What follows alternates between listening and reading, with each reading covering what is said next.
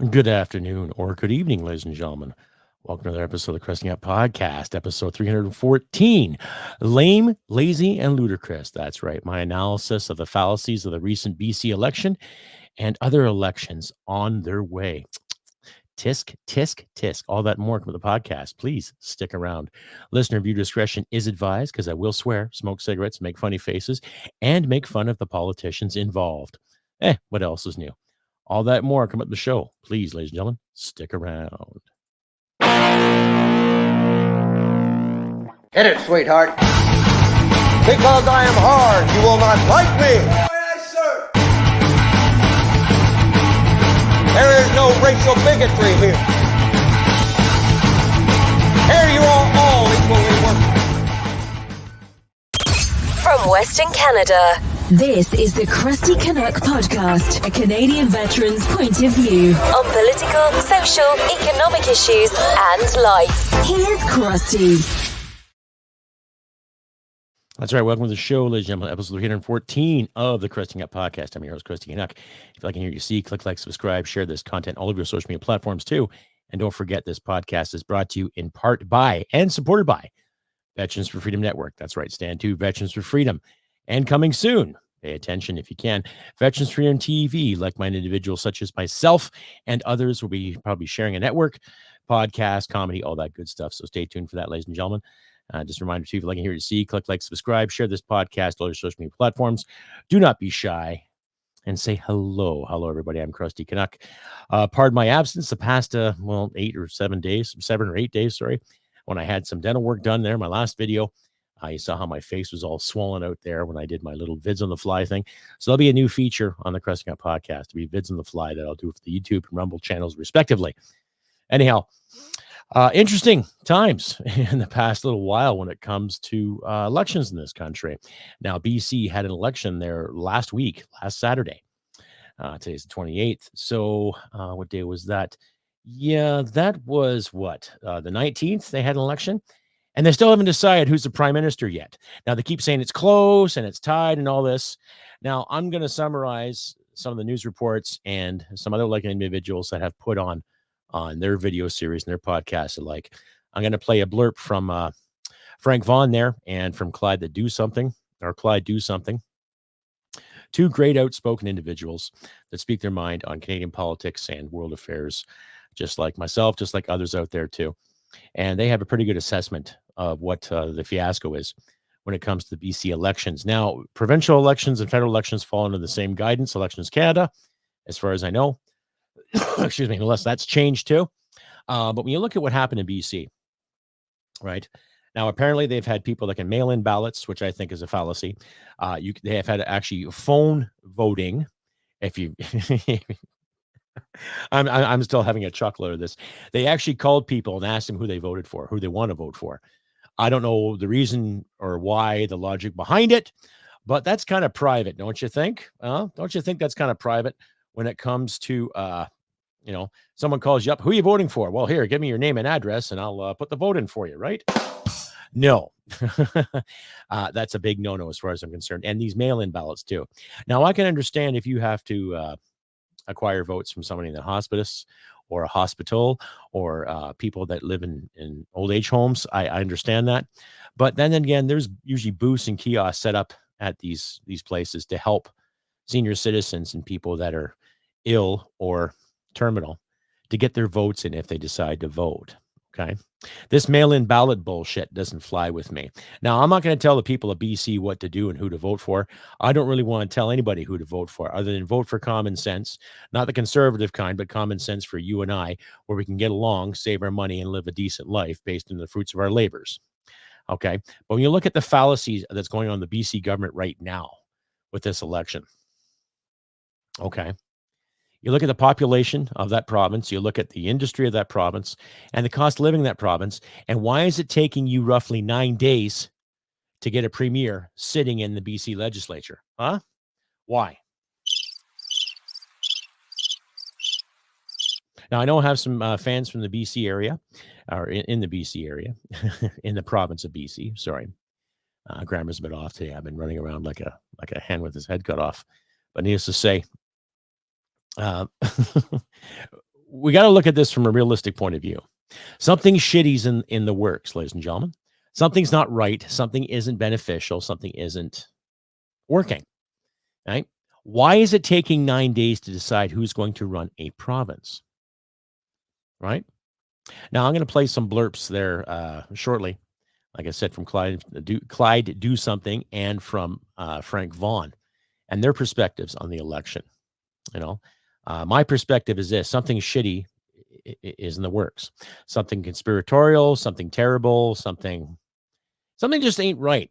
Now, when I look at my Twitter feed, I have seen numerous comments about how it's slack and it's idle. And I've seen numerous comments from so-called academics who have weighed in and basically say, how dare you question this system? How dare you question the integrity of our electoral officials? How dare you question anything in regards to the legitimacy of what's been going on in British Columbia or anywhere else when it comes to a provincial or federal election? If it takes you 9 days to elect a premier, something's up. Okay. Now, apparently they're still getting ballots from here and ballots from there, from mail in, what have you. Okay. But it's just, it's not right. It should take you no longer than a day. If we can elect a prime minister within a day in this country, why is it so hard for the province of British Columbia to elect a premier? Anyone? No one knows. But what annoys me the most, too, is you're not seeing a lot of this on the mainstream media, other than a few blurps here and there on ballots still coming in. Okay. And the legacy has treated this like it's some kind of, well, we'll just wait and see what happens. We'll just hope for the best and wait for the results as they come. The results should have happened within 48 hours. That's my opinion, ladies and gentlemen. The results should have happened within 48 hours. There shouldn't be any wait or want. It should be tally up. And if something is disqualified, then it's disqualified. Now, when you listen to Frank and when you listen to Clyde's videos, note this: there's been some electoral officials that have taken some of the ballots home with them for safekeeping. That itself is pretty shitty. That is pretty scary. It's just downright not right, So it goes to show that certain powers that be are doing the best to make sure that some of these parties stay in, or some of the powers stays there or stays here. It's just a shit show. And it's getting to a point where it's lame. It's lame. It's lazy. And it's ludicrous. Why? Well, because obviously there's people that don't give a shit about the vote and the magic of democracy as we see it. Stay updated and follow Crusty Canuck on Facebook, Twitter, Gab, Telegram, YouTube, and Podbean. Subscribe today and donate at crustycanuck.ca. And we're back, ladies and gentlemen, to lame, lazy, and ludicrous. Can they be trusted? Well, I don't think they can be trusted. This is episode 314 of the Crusty Canuck podcast. I'm your host, Crusty Canuck. And if you like to hear it, please click like and subscribe and share this content on all your social media platforms too. And before I pander into political chaos here, I'd like to remind you all, too, if you'd like to hear it, click like, subscribe, share this content on all your social media platforms too. My teeth are feeling a bit better, so I don't feel as swollen as I was when I did my last video. And if you want to donate, please donate. I posted on my community page there the other day how the people that buy me a coffee, one of those Cash App places where you can donate and all this, and I have some content there. I played email tag with them. Now, get this, though. They are powered by Stripe. Now, you've heard me ramble on about Stripe, how they didn't like my content and all this, too, and they gave me a hard time for my account. However, Buy Me a Coffee is a different conglomerate. They only work together with Stripe, as far as I know. All right. But I had to write an email to Buy Me a Coffee people stating, why can't I sign into my account? Because there was roughly $118 there in my name. People that donated, thank you very much. All those people that enjoy that application and given me some incentive, helped me along my way. Now, I couldn't sign into the page, nor could I withdraw any of that money. So past couple days, email tag, and I talked to 4 different people from that company. So now my page is up and running again. I updated the Buy Me a Coffee application. So there's incentive there too for you all, my wonderful people, my wonderful fan base. If you care to donate, there's this incentive there for you all. But I haven't got an answer back from them yet in regards to why they forbid me from getting into my page and why they held back that money. So time will tell. I'll keep you an update on that too when I can. But it's really interesting how someone like myself, who is trying to put together a good podcast and speak his mind to the best of his knowledge, an advocate for free speech, an advocate for being yourself, an advocate for liberty, and then you get censored by people. Interesting. But I'll carry on with the actual theme of this show. None of my problems anyway. But I hope you understand. So if you feel like donating, ladies and gentlemen, use the links in the description. Donate at your leisure if you can. I like to make some steady income without having to show off any bits. You know what I mean? Right? But I'll leave it at that. But yeah, carry on. So there's a lot of fraudulent behavior going on. The integrity of the electoral system in this country is being compromised, and a lot of people are getting fed up. Now, whether it's by grand design or intentional incompetence, who knows? But I'll play a little video here from Clyde Do Something, and then I will play a blurb from Frank Vaughn's channel too. Two great video makers, two great creators. I highly suggest check them out. I'll leave links in the description for you to follow at your own leisure, ladies and gentlemen. And I will even link to the story that Clyde is talking about here too. So don't fret. I will get this queued up for you as soon as possible.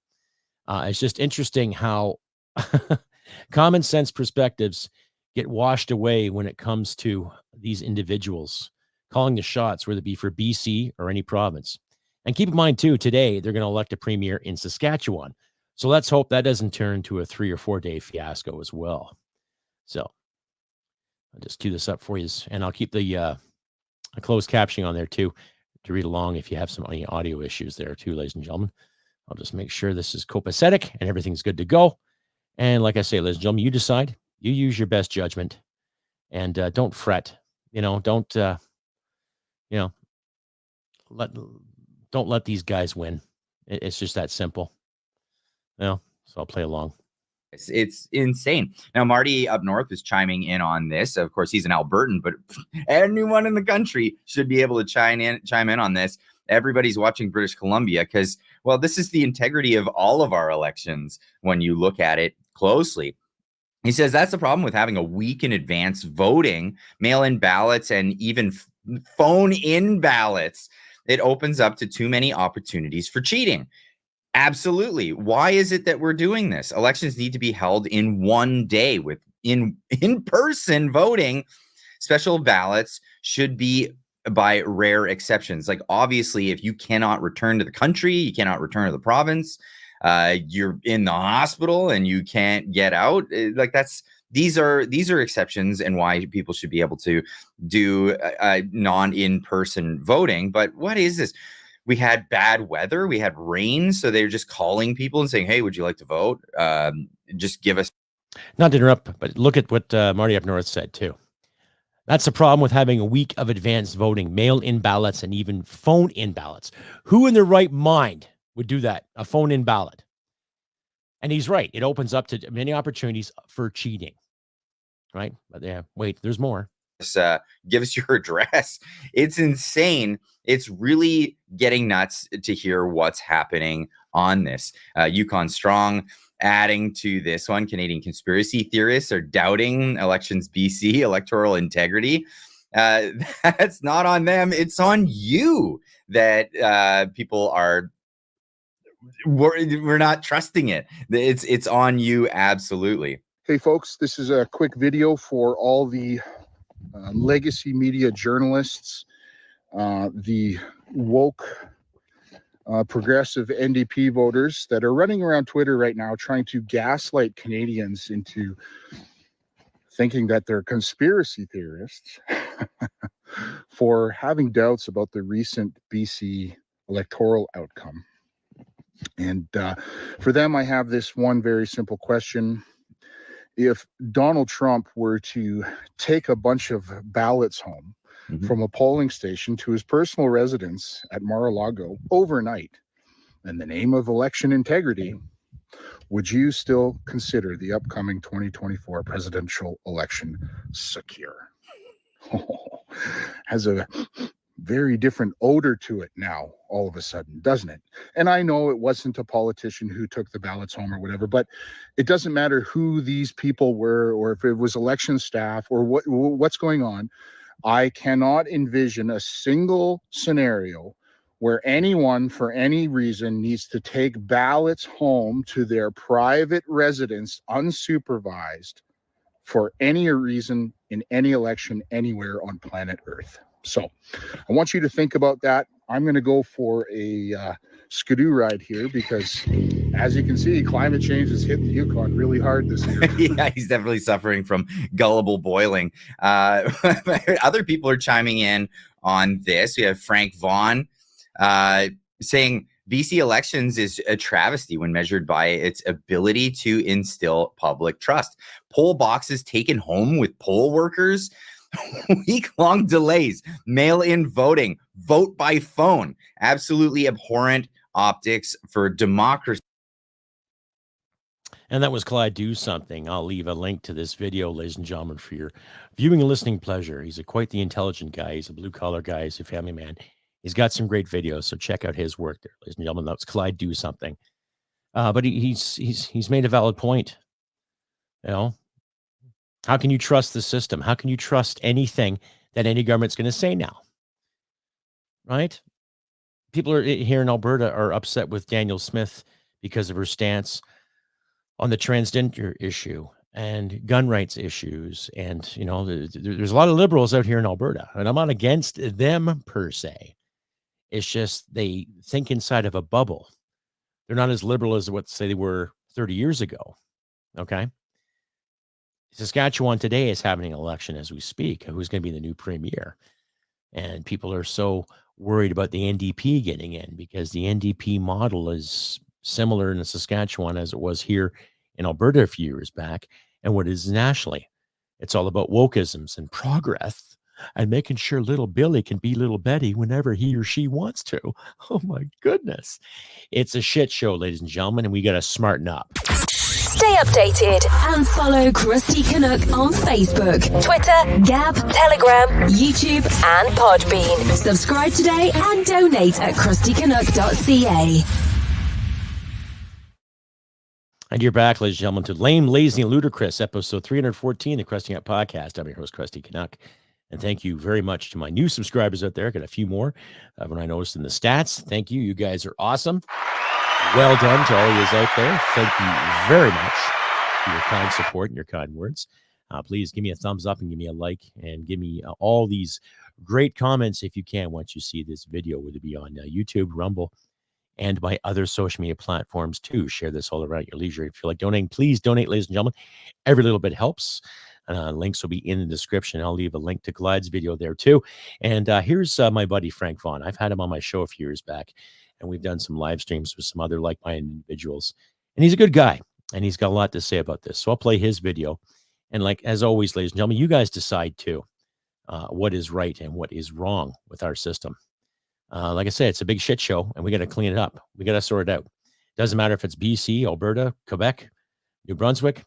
See, this is what gets me too. New Brunswick, they had a recent provincial election, and they went total liberal. Now, whether that's based on how the Conservatives treated New Brunswickers during the pandemic, or they just want to get punished. That's the way I look at provincial liberals as well as I look at federal liberals. They're all working the same cahoots. They're all working the same kind of wavelength, just like the NDPs are. It's a real shit show. But I'll let Frank explain his point of view, too. Vaughn, it's October 27th, 2024. It's a Sunday. Here we are to talk about the declining quality of the optics when it comes to various jurisdictions in this country and how they handle elections. Now, I want to point out that where this all comes from is I wrote a tweet yesterday, and I said the BC election is a travesty when measured by its ability to instill public trust. Poll boxes taken home with poll workers, week-long delays, mail-in voting, and vote by phone. Absolutely abhorrent optics for democracy. Now, most people understand what I'm saying here, but I've been told that poll boxes don't go home. I've been told that week-long delays are justified, that there's absolutely no reason to declare that the election is fraudulent, which I did not do. Right away, people go to name calling and insulting and invective and just crazy things that once again highlight swearing and cursing and name calling is not changing minds. It's certainly not having a conversation, and it displays less maturity than both my 3-year-old and my 5-year-old are capable of. I don't know what it is about X that brings out the worst in people, but that seems to be the objective that it achieves or aims at. Outrage just turns people into petulant, undisciplined children. But I digress. This is about how things look. This is about people having trust. And you cannot name call and curse and swear people out of existence for looking at this and going, how is this transparent? How is this process something people can put their faith in? When you have a firm and fixed election day, but ballots keep coming in for a week afterwards with shifting numbers, which is the next point. Every single ballot request and mail out is supposed to be tracked and tallied from the day it is sent by Elections BC, but they have found 17,000 so far, in addition to the 49,000 that the original number they put out days after the election. The public has a right to distrust such optics. All mail-in ballots must be in by Election Day. Now, I understand people argue that you're trying to give everybody their franchise. So giving every single person the opportunity to vote by any means necessary. And there is some merit to that argument. But why is it ballots are still accepted after Election Day? Look, if you want to vote, if you're that interested in voting, you can get an early vote package and you can mail it in so that it is in Elections BC or any other jurisdiction. It doesn't matter where. Your ballot should have to be in by Election Day. And if it comes in after the polls closed, it is automatically disqualified. That would be much more optically pleasing. You have to instill faith in the election process in the public. If a large number of people doubt the process because it is opaque, because it is unclear, because it looks like a security vulnerability, that is something that should be a priority for any institution, any organization, any level of government that's responsible for elections. Your priority, your primary job should be that the public trusts the election, the electoral process. Now, other reasons why people don't trust BC elections right now is because the sitting premier, as Attorney General. Yeah, if you can note, ladies and gentlemen, Bill 43, 2019 Election Amendment Act for British Columbia. Frank made a good point. You know, if you can actually see it, you might have to extend your screen a bit. But assisted telephone voting. Okay, alternative voting options, means an option for voting under Division 5 of Part 6. So all these different abbreviations. There shouldn't be telephone voting to begin with, right? It should be a simple thing. Paper and one of these.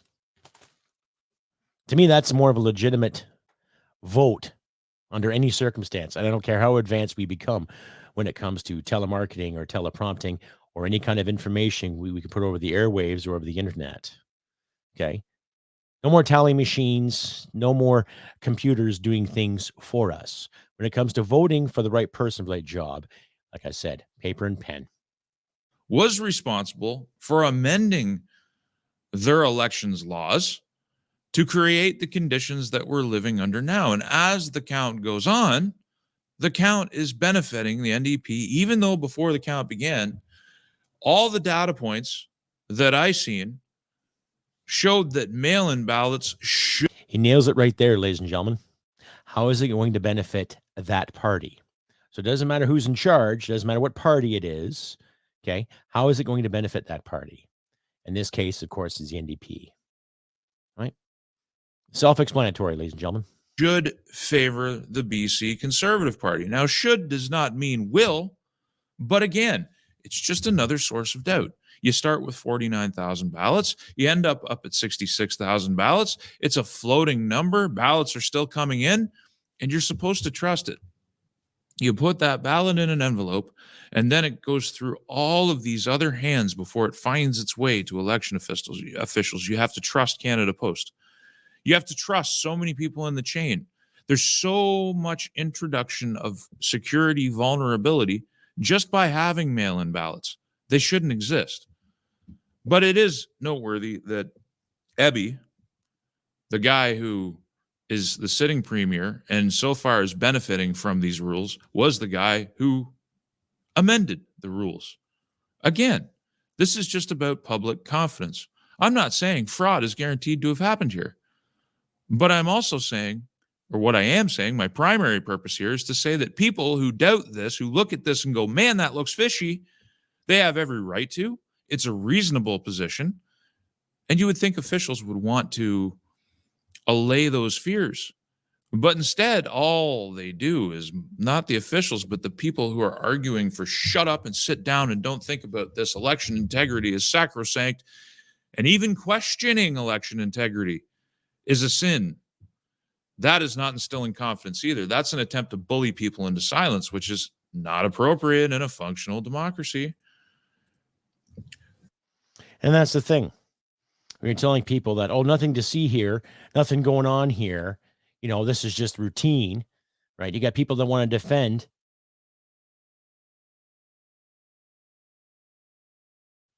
You want people to defend that kind of behavior. And why, right? Anyway, I'll leave this link in my description for you all to follow too. Frank makes some great videos, and so does Clyde. So once again, follow Clyde, do something, and follow Frank Vaughn, the Fulcrum, on YouTube. Now, right back after this, folks. Stay updated and follow Crusty Canuck on Facebook, Twitter, Gab, Telegram, YouTube, and Podbean. Subscribe today and donate at crustycanuck.ca. And welcome back to the podcast, ladies and gentlemen. Lazy, Lame, and Ludicrous, episode 314, Crusty Canuck. That's right. I'm your host, Crusty Canuck, ladies and gentlemen. It's a beautiful day here, the 28th of October. Somewhat. Winter's coming, so you can kind of feel it in the air in my location where you live anyway, where I live. Excuse me. But you can see the fallacies that have been brought to our attention, not just by the mainstream media and their lackluster performance, but you can see the fallacies when it comes to independent individuals such as Frank and such as Clyde, myself and others, who pinpoint and analyze these ridiculous notions. Right, the ridiculous counting scheme, and it's lame because we've seen lame leadership. It's lazy because this whole thing about phoning in a vote, I don't like. There's no reason to phone in any kind of vote. Okay, unless you're, doing the old MTV or Much Music thing where you call in for your favorite video. Yeah, favorite rock video, right? But when you're going to hire someone, elect someone to run your province or run your town or run your city or run your country, that's a private thing and that should be respected. But we've also seen how powers that be have respected our individual rights in this country. If you agree with a certain narrative, then your rights are guaranteed. If you don't agree with a certain narrative, then you're labeled this and you're labeled that, a heretic, a homophobe, or a transphobe. Oh, nothing to see here. How dare you question the integrity of this office? You see the pattern here? And we've seen this pattern now for the better part of 10 years. You disagree with this narrative, you must be this. You disagree with that format, oh, you must be that. How dare you? Time we stand up and start questioning the narrative, ladies and gentlemen. It's that simple. Clyde knows it, Frank knows it, I know it, and you know it too. And to my American listeners and friends out there, the same thing. You got a big election coming up next week, right? In the next couple of weeks. And regardless of what was said in Madison Square Garden, regardless of what was said in Florida, regardless of what was said in California, right? You got two people down there that can make it or break it. Up here, we got a lot of ass clowns that can try to make it and break it. And the more and more I sit and think about these individuals on both sides of the border, the more and more I am doubting the sanctity and the longevity and the respect for our democracies. Right? America, the great example of how democracy should thrive. And it doesn't matter if it's a republic system or not. Canada, another great example of how democracy shall thrive too. However, on both sides of the fence, doesn't matter if you're Democrat or Republican, doesn't matter if you're liberal, conservative, NDP, Les Blocs, Green, Elizabeth May having her cocktails galore. Oh, yeah. You can see the fallacies in every one of these individuals. And it's going to start taking some blue-collar, middle-class people. And it doesn't matter your background, doesn't matter your gender or how you identify. Doesn't matter what you do for a living, as long as you do it well to the best of your ability, and it makes you happy doing it. And in order to keep that happiness alive, it takes the freedom to do so, the freedom to make those decisions. That makes your life worth it. Because as far as I'm concerned, ladies and gentlemen, all your lives are worth it. All your lives matter. All the children matter. All your dreams and passions matter. And we've got to look at government and hold them account. And saying that we matter. And we do. You're fucking right we do. Because this thing here I fought for. I fought under proudly, and I served with many men and women that did the same thing. The flag behind me there too, the Union Jack. I worked with Brits over in Afghanistan. They were fighting for a noble cause too. But that's for another episode, ladies and gentlemen. Anyhow, I have been Crusty Canuck on this beautiful 28th of October, 2024. I wish good things for you all out there too. Halloween's coming there, so dress sensibly. Yes, of course. Don't have too much candy. Let your teeth rot. Yes, right? Look after your kids. Maybe double check their candy too, because there have been reports of some needles being found in certain bags of candy bought at stores, not actually given out for trick-or-treaters just yet. But, common sense will prevail, ladies and gentlemen. And just do what you can, help you out in these troubling times. Just try your best to be kind. Little gestures here and there. You don't have to give over your family fortune or whatever your last $10 may be. Just do your best to be good to people to the best of your ability. That's all. I'll try to get an episode up in the next couple of days, hopefully. But if not, I'll keep you posted on my community page on YouTube and on Facebook, respectively. And we'll just go from there, ladies and gentlemen, as always. And like I always say, humanity and merit wins the day. Take care, folks, and I'll see you next time. Bye for now.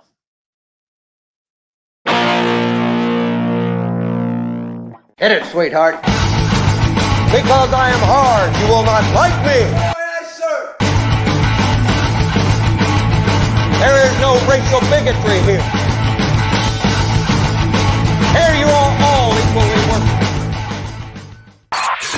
This has been another episode of the Crusty Canuck podcast. Stay sane and thank you for listening. From Western Canada, this is the Crusty Canuck podcast.